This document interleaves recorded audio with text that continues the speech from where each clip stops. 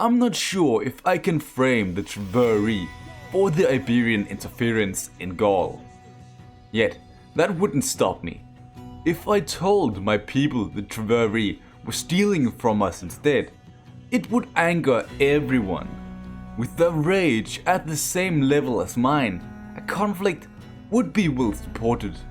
If a war was to be declared, we needed someone to stay behind and protect our holdings from the Iceni. It had to be Abalos. I feared he would fuck up an invasion, so there really was no other choice. But 2 armies weren't enough, so we had to muster yet another army, of course. But we don't need to talk too much about him, as he isn't that important yet. It would just stay close to Regenius, who would attack Bribacti. I, on the other hand, would move for their capital. Now, the only thing we need to do was to tell it to our citizens. Every possible treaty was broken and abandoned, but it was necessary. The war was finally made public and our armies would march out. The Aberni tribe also decided to support us in our quest. It took some persuasion, but with them joining our side, most of my father's ambitions were completed. Now all we needed were our current targets in the Treverii and parts of Britannia. I walked into their territory, hoping they would show some form of aggression, but nothing happened. And with winter arriving, I was now stuck away from home without any backup. This was a bad situation. Though on the bright side, this also meant the Treverii army couldn't reach me if they tried the pincer maneuver against us, which they actually did attempt. This left Bribacti right for the taking, and without a fight, the citizens surrendered, mentioning how they wished to be part of my great vision, even though I didn't get to bathe my sword in my enemies. Now Regenius could march north to aid me in finishing off the useless tribe. But the Treverii army had decided to block a river crossing. If he didn't attack, I would be caught between 2 armies. An engagement here was a must. Warriors for Gaul!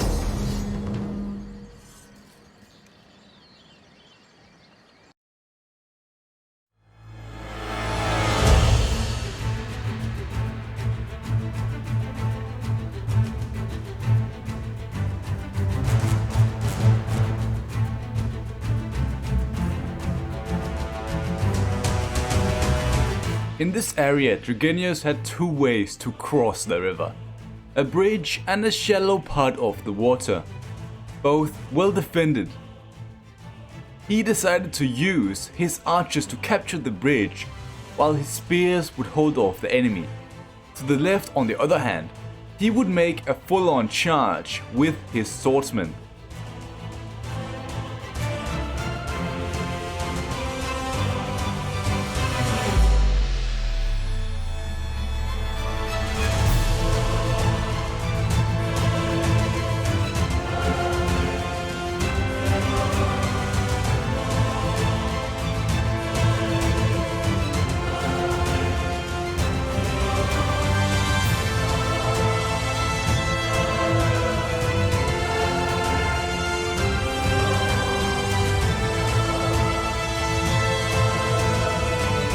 Once the reinforcements arrived, he would circle around his archers to support his attack in the shallows.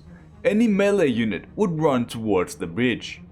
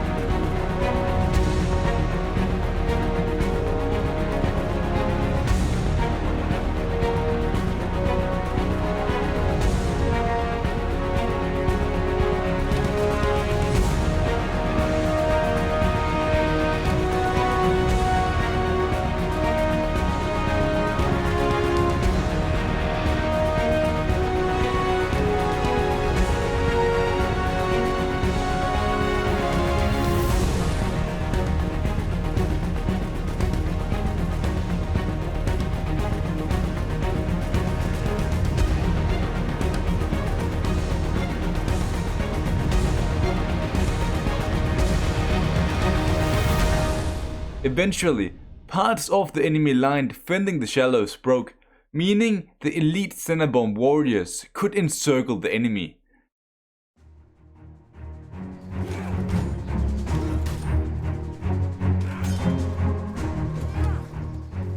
A crucial victory, giving us superiority over our fellow tribes. I pulled back to Dragenius and his forces for protection.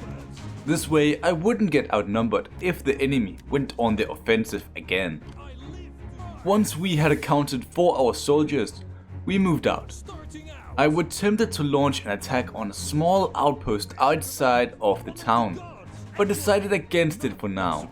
It was actually at this point I received a message from Abathas, mentioning how an elite Iceni force had landed and how he foolishly would engage.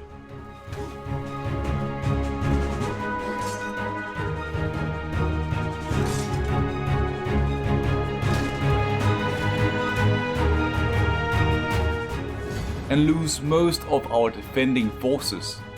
I can just be glad he isn't here with me, or this invasion could be compromised. He would then attempt to muster a much stronger army, hoping casualties like this wouldn't happen again. After all, the third time is the charm.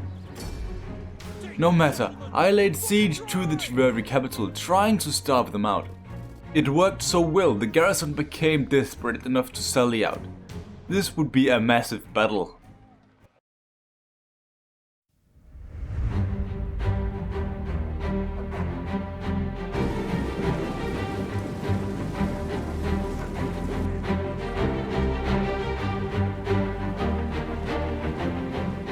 I initiated the battle by sending out scouts to find the enemy.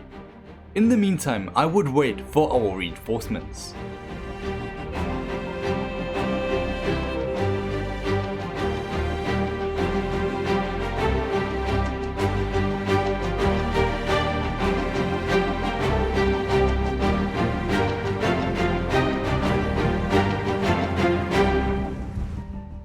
Seeing they had occupied the hill, I turned my formation to face them.